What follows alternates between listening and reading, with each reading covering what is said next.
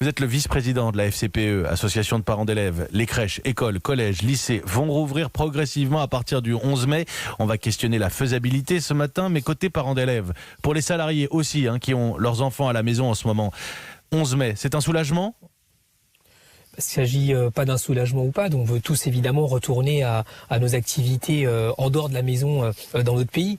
Par contre, ce qui est sûr, c'est que le président de la République a donné une feuille de route pour le moins assez compliquée à mettre en œuvre par le gouvernement, c'est-à-dire que les gestes barrières soient respectés à l'école à partir du 11 mai.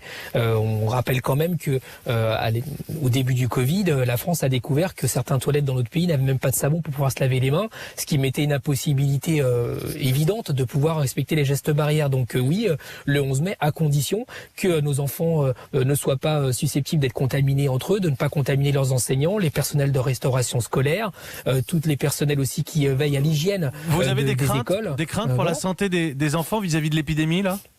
Alors nous, on a des inquiétudes pour tout le pays parce que, comme vous l'avez dit précédemment, les enfants sont susceptibles de contaminer leurs parents, leurs proches, leurs voisins, etc.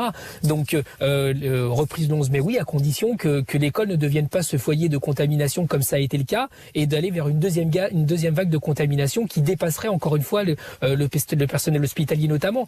Nous avons des doutes. On parle d'élèves qui pourraient n'avoir cours qu'un jour sur deux, un jour sur trois, pour qu'ils ne soient pas trop nombreux, de classes qui pourraient être partagées, divisé, de désinfection générale. Si ces mesures sont prises, on peut redémarrer, non ? Alors c'est toute la question de la progressivité auquel fait référence le président de la République, sans en détailler la faisabilité et la réalité. En tout cas, ce qui est sûr, c'est que c'est pas de cette façon-là qu'on va lutter contre les inégalités, puisque l'inégalité veut dire une prise en charge quotidienne avec un plan massif pour rattraper le temps. Et nous pensons à la FCPE que ce rattrapage ne se fera pas pendant le mois qui reste ou des stages d'été. Les enfants, c'est pas des acteurs de Matrix à qui on met une fiche derrière le cerveau, on fait une mise à jour. Ce rattrapage va se faire sur le temps long, comme d'ailleurs les petits commerces auxquels vous avez fait référence. Alors évidemment, ne comprenez pas dans mon propos que les enfants sont comparables à des commerces, loin de là mon idée. Mais en revanche, c'est sûr que ce rattrapage se fera sur 1 an, peut-être 2 ans, et qu'il faudra faire l'école autrement, notamment en créant des coopérations, pourquoi pas des classes de double niveau, où les élèves qui ont été les plus autonomes dans la séquence pourront aider leurs camarades. Si je vous suis bien, il y a la reprise progressive, et puis il y a l'idée d'un plus long terme pour rattraper cette séquence qui, évidemment, est inédite. Vous dites, j'essaie de comprendre Rodrigo Arenas, vous dites c'est possible, mais il va falloir qu'on mette les moyens.